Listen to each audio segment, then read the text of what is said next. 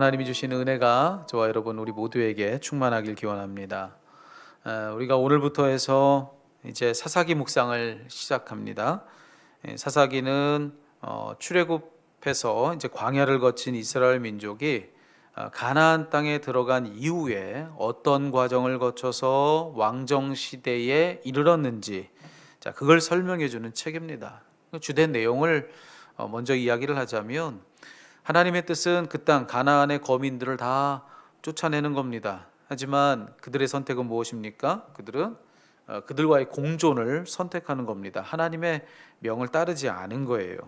그 결과 이스라엘은 그 땅의 이방 문화에 동화되기 시작합니다. 그러면서 그들이 누군지를 잊었던 것이죠. 그리고 그 땅의 각종 우상들을 섬기는 동안에 그들은 끝내 하나님을 잊기 시작합니다.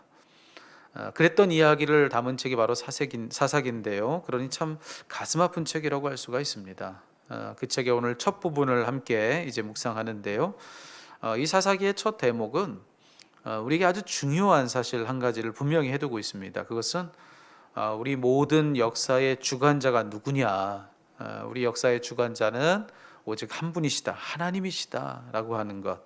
자, 그걸 오늘 사사기는 천명하면서 그의 책을 시작하고 있습니다.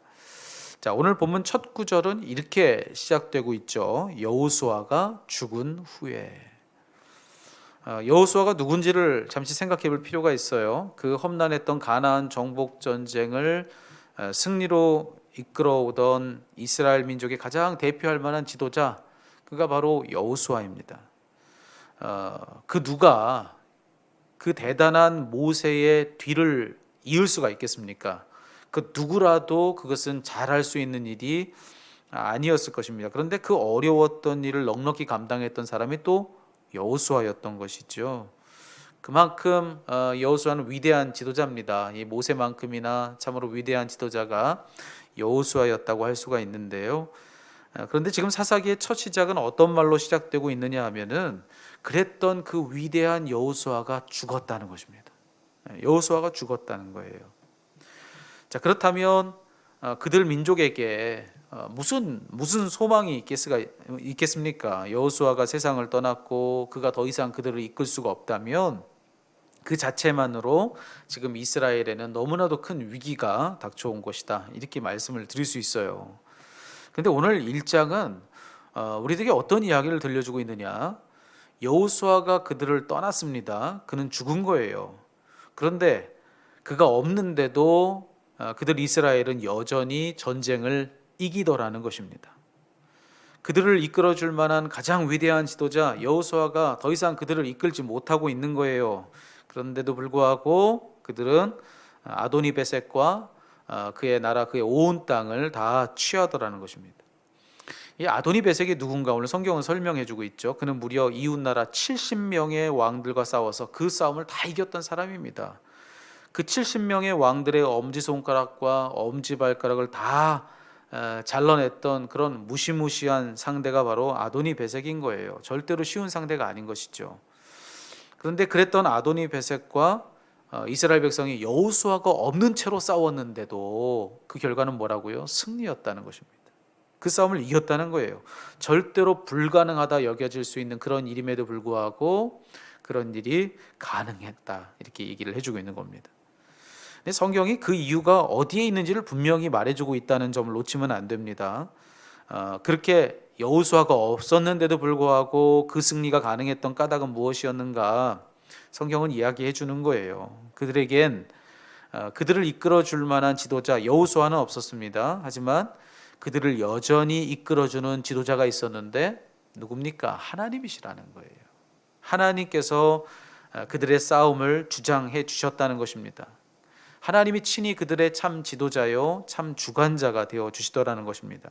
오늘 본문 2절은 분명히 그걸 얘기해 주고 있죠. 그 싸움에 앞장선 유다 지파에게 하나님 뭐라고 말씀하십니까? 내가 이 땅을 그들의 손에 주었다. 승패를 결정하는 것, 그것은 하나님이 하시는 일인데, 이 유다 지파가 시므온과 더불어서 이 싸움터에 나가기 전에 이미 하나님께서는 그날의 승리를 결정해 놓으셨다는 겁니다. 하나님이 승리하게 하셨고 하나님이 이기게 하신 싸움을 그들은 나가서 싸운 것이다. 성경은 분명히 그걸 얘기해 주고 있는 겁니다. 성도 여러분, 우리의 인생의 싸움을 두고서 우린 자꾸만 우리가 그 싸움을 하는 것이라고 생각합니다. 물론 다 틀린 말은 아니죠. 만약 우리가 아무것도 하지 않는다면 그런 그 싸움에서는 승리가 없을 것입니다. 나가서 싸우지를 않는데 어떻게 그런 우리에게 승리가 주어지겠습니까? 그러니까 우리가 나가서 싸우는 거 중요하죠. 하지만 중요한 것은 뭐냐면은 우리가 모든 것을 다 한다고 해도 그 싸움의 승리를 장담할 수 없다는 것입니다. 여러분, 이 사실이 중요합니다. 우리가 아무것도 하지 않는다면 승리 장담할 수 없죠. 하지만 우리가 모든 것을 다 한다고 하더라도 그 승리는 장담할 수 없다는 것입니다. 이게 무슨 뜻이냐면 하나님이 함께 해주셔야 우리가 땀 흘려 싸우는 그 모든 싸움에서 우리는 승리할 수 있다는 것입니다. 하나님이 결정하신다는 거예요. 하나님이 주장하신다는 것입니다. 그러니 여러분, 이 사실을 믿는 사람들은 무엇이 달라야 합니까? 여러분, 어떤 일을 우리가 마주한다 할지라도 그게 나 자신이든 그것이 믿을 만한 다른 누구든 사람 의지하지 않는 것입니다. 우리가 지난 주일에도 함께 말씀을 나눴지만 여러분, 어려운 일을 맞이할 때 자꾸만 사람 의지합니다. 그런데 예수 믿는 사람들은 사람 의지하지 않는 것입니다. 하나님을 의지하는 것입니다. 오직 그분에게만 역전하는 그런 놀라운 능력이 있는 것을 믿고 우리가 주님 의지하는 것입니다. 주님이 승리를 주시지 않으면 우리는 이겨도 지는 거고요. 주님이 승리를 주시면 우리는 저도 이기는 것입니다. 그러니 여러분, 그 싸움의 승패가 결국에는 그렇게 되는 것이라고 한다면 우리가 할 일은 무엇입니까? 주님 의지하는 것이죠. 우리를 저도 이기게 하시는 주님 의지하는 것, 그것이 우리가 모든 싸움에서 꼭 기억해야 될 내용이라고 하는 것입니다. 여러분, 우리가 오늘 이 아침에는 우리가 그 사실을 믿었으면 좋겠습니다. 영원한 승리, 누구도 빼앗을 수 없는 승리는 오직 주님 의지하는 데 있다.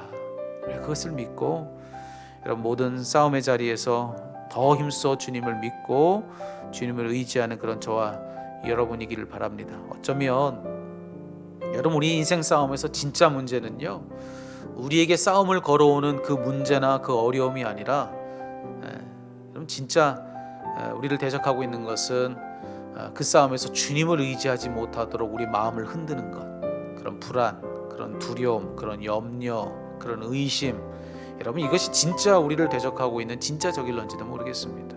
여러분, 오늘 여러분을 도전하고 있는 진짜 적이 무엇인지를 깨닫고 여러분 마음을 흔드는 그것들과 대항하여 싸우는, 그래서 이기는 여러분 되었으면 좋겠습니다.